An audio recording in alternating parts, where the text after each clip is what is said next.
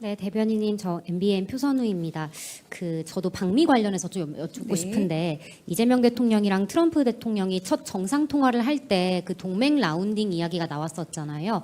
그래서 첫 정상회담을 하게 되면 두 정상이 좀 동맹 라운딩을 하지 않을까에 대한 뭐 예측과 기대도 있었는데, 이번 방미에서 이런 동맹 라운딩 가능성이 좀 있는지 여쭙고요.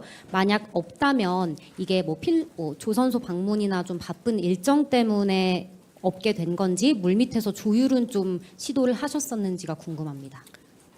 동맹 라운딩은 혹시 골프 라운딩 말씀하시는 걸까요?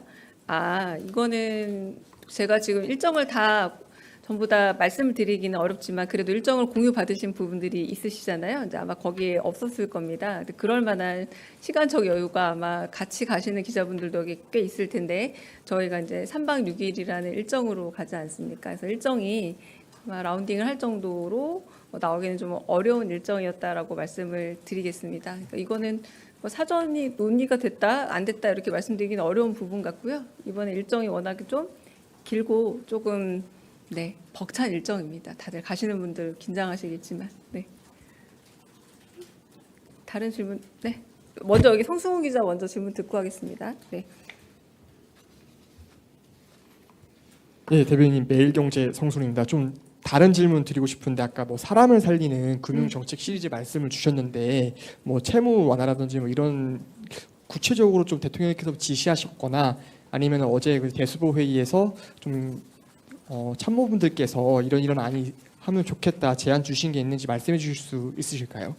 네, 그 부분에 있어서 가령 이제 금융 취약계층 자살 문제를 어제 이제 대수보 주제가 그런 안타까운 극단적 선택이 그 주제이기도 해서 다양한 계층별, 연령별 그리고 뭐 이렇게 지역별 그런 극단적 선택에 관한 이렇게 현황과 그리고 대책들을 마련해서 얘기를 했습니다만 특히 이제 금융 취약계층 같은 경우는 과도한 부채나 혹은 불법 사금융으로의 불법 추심으로 넘어가는 부분들 그리고 대를 이어서 그렇게 추심이 되는 과정들 가운데서 어떤 문제가 없느냐라고 했을 때 과거에 저희가 이제 IMF 시절을 겪으면서 조금은 해외 사례에 비해서 우리나라가 조금 금융권이 더 편하게 추심이 이루어지는 부분이 있다. 이를테면 소멸시효가 완성되었음에도 꼭 고지해야 될 의무가 금융권에 없다라거나 이런 부분들은 금융위원회 세칙만 바꿔도 좀 바꿀 수 있다라는 의견들을 제시를 주셨고요.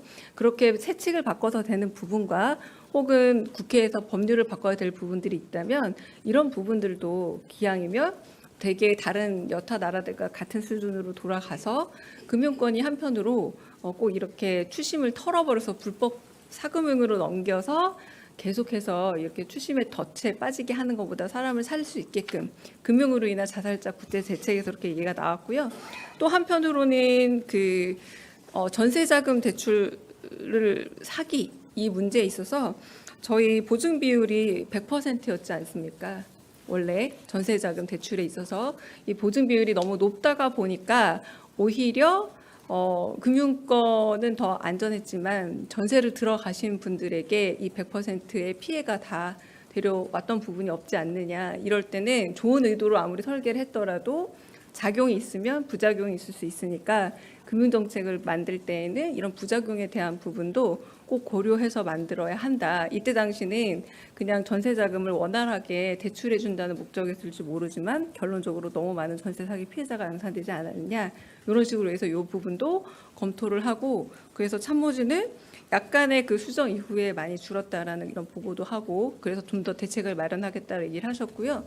그러면서 또 지난번에 산업재해 같은 경우는 금융 조금 규제를 해서 되려 산업재해를 좀 더 줄일 수 있지 않느냐라는 방안을 금융위에서 좀 내지 않았습니까? 아이디어를.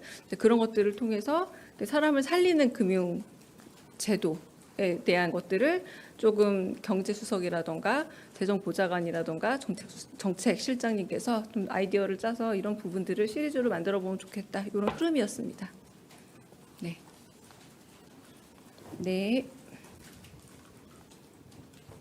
네, 연합뉴스 양문의 김은정입니다. 그 중국 특사단이 그 전달하게 되는 대통령 친서에 시진핑 주석의 에이펙 정상회담 초청 내용도 들어있는지 궁금하고요.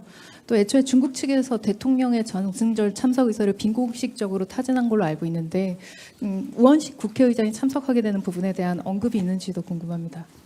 네, 에이펙 내용이 들어가 있는지는 제가 친서 내용을 확인해 보진 않아서 정확하게 알 수 없습니다. 아까 말씀드린 것처럼 좀 더 양국민의 민생에 실질적으로 기여하고 호혜적인 방향 안에서 한중 관계를 좀 더 만들어 가자라는 대통령의 생각이 있고 그중에 에이펙이 담겨 있을지는 제가 잘 모르겠습니다. 그리고 두 번째 그 전승절 행사 같은 경우는 일단 뭐 대신이란 표현은 잘못된 표현이고요. 근데 국회에도 초청이 간 겁니다. 그래서 국회 수장인 우원식 국회의장이 그 초청에 응한 거고요. 저희가 대통령실에 초청이 왔는지 그리고 초청에 대해서 응했는지 응하지 않았는지에 대해서는 아직 말씀드리기 좀 만한 내용이 없고 말씀드리기 어려운 것으로 알고 있어서 정리되는 대로 말씀을 드리거나 하겠습니다. 네. 다른 질문 또 있으실까요? 네. 저 뒤쪽에 네.